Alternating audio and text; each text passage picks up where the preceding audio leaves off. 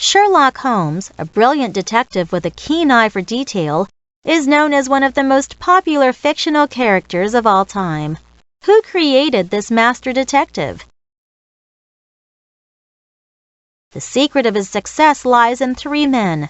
One is Sir Arthur Conan Doyle, another is Dr. Joseph Bell, and the other is Dr. John Watson. Before he showed his remarkable ability to write detective stories, Conan Doyle was a struggling doctor living in London in the late 19th century.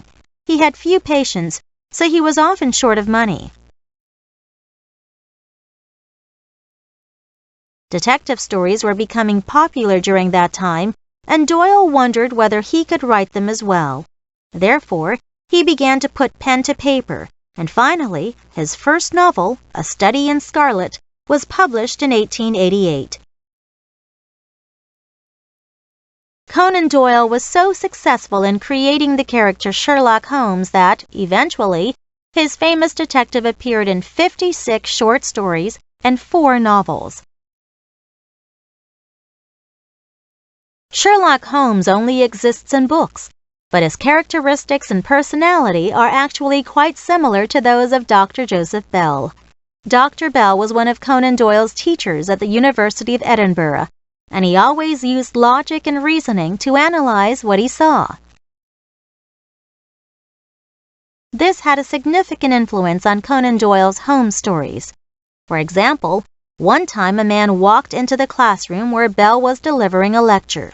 Even though Bell had never met him before, he judged that the man was a soldier from the proud way he walked. In addition, Bell was almost certain that this man was an army musician because he was short. When the man denied this, Bell could tell from his accent that he came from Scotland. Finally, Bell had him take off his shirt, and the man had a tattoo of a small blue D on his skin. The mark was given to soldiers who tried to flee from the army, which shows that Bell was correct all along. There is no doubt that Sherlock Holmes is clever. More importantly, he carefully observes people and uses reasoning to solve mysteries, just like what Bell did with the soldier above. Moreover, Holmes always tries hard not to let emotion cloud his judgment.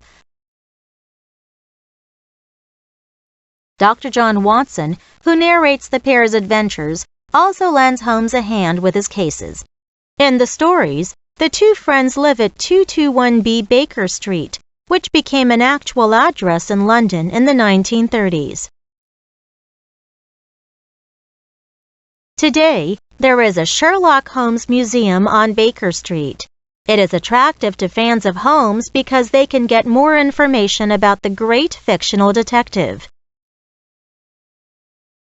Even though you are not in London, you can still pick one of Conan Doyle's books and enter the world of Sherlock Holmes. So, next time you are admiring Sherlock Holmes, don't forget the 3 men behind this master detective.